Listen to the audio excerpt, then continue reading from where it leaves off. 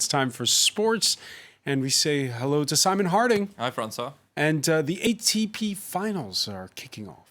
Rafael Nadal is in action later this evening. Stefanos Tsitsipas has just won, Francois. We'll get to that in a minute. What I'd like to talk about first is the first surprise of the tournament, which saw Roger Federer lose to Dominic Thiem in straight sets late on Sunday night.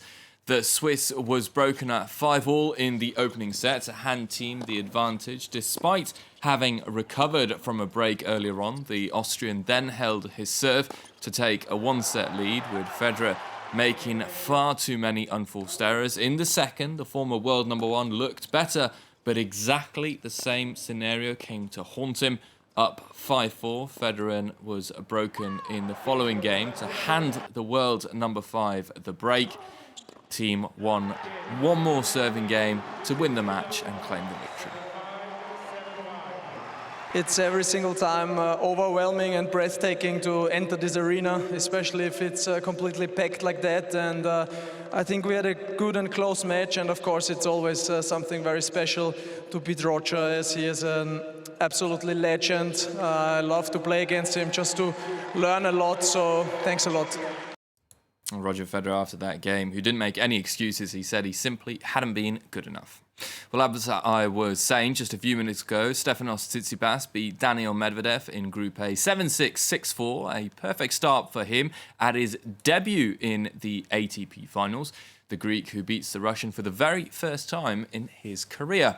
Both players went toe-to-toe in the first set, trading exchanges in a fast-paced and ferocious game of tennis. No breaks of serve saw the opener go to a tie-break. Once again, the tennis was exhilarating as both men tried to take a decisive advantage. In the end, it was Tsitsipas with a brilliant forehand volley who gave himself a set point, and the Greek converted immediately to take the lead. In the second, a vital break came at 4-4, giving Tsitsipas a 5-4 lead, and once again, the Greek showed nerves of steel to coolly convert his first match point and win the match. Next is football, and unfortunately more racism in the game. This time it was in Ukraine during a Shakhtar Donetsk against Dynamo Kiev match. Brazilian players Tyson and Dentinho were both victims of abuse by Dynamo fans. Tyson made an obscene gesture, which you'll see in just a second, before then kicking the ball in the direction of the fans. The players were visibly upset as twice announcements were made to stop the abuse, a violation of FIFA's three-step protocol. Tyson was even showed a red card for his gesture.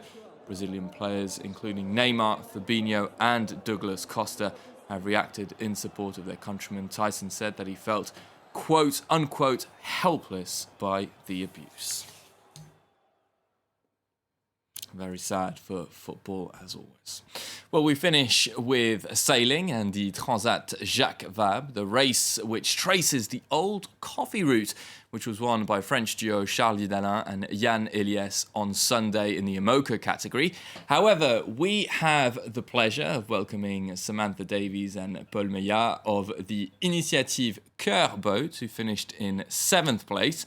France 24, who had the pleasure of following Samantha and Paul during their preparations for this race. Samantha, Paul, thank you very much for joining us live today.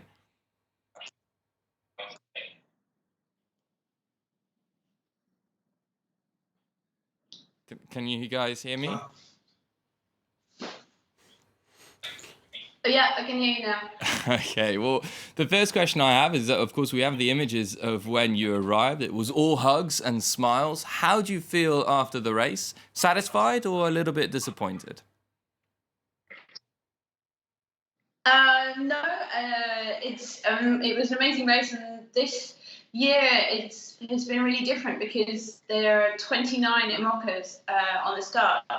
Of which I think 10 boats were capable of winning, and obviously we knew that we were in that category, and we gave it everything we could, and we feel like we had a really good race, and proud to come in 7th place because it was just such a tight race all the way across the Atlantic. Pretty much we could see the other boats around us for the whole 2 weeks.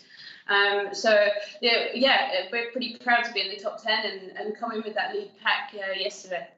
And of course, to put that result in perspective, some of the boats still haven't finished. So it truly is a phenomenal achievement. Beyond the results of the actual race, there was also a humanitarian aspect to what you were doing. You partnered up with the Mécénat Chirurgie Cardiaque organization to save children. Essentially €1 for a fan on Facebook, a share or an Instagram follower.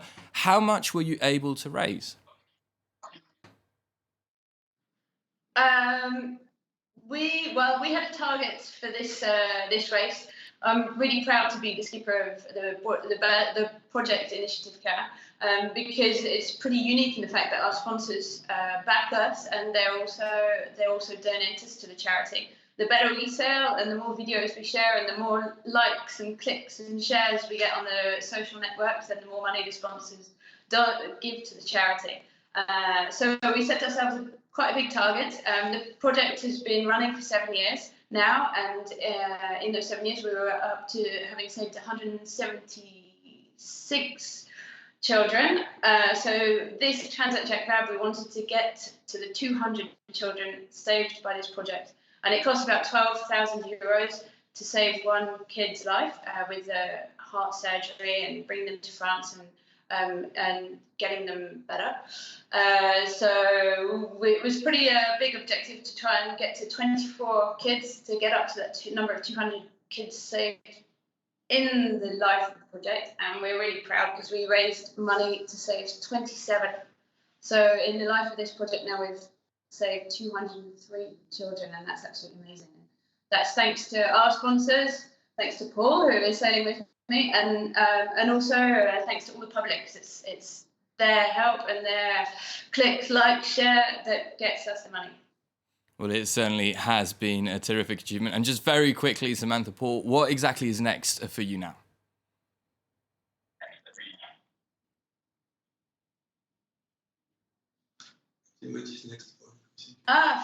Next for me is the Vendée Globe next year, which is the round the world single-handed non-stop race, which starts from Les Sables d'Olonne in France.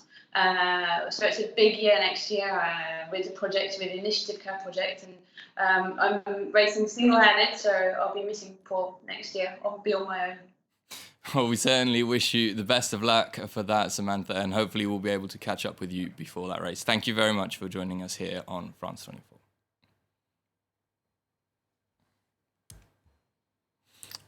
With that, I hand back to you, Francois. It is truly a terrific achievement on a very difficult course to say. Yeah, it was a great race this year, and the favorites didn't win. It was a lot of excitement. Many thanks for that, Simon Harding.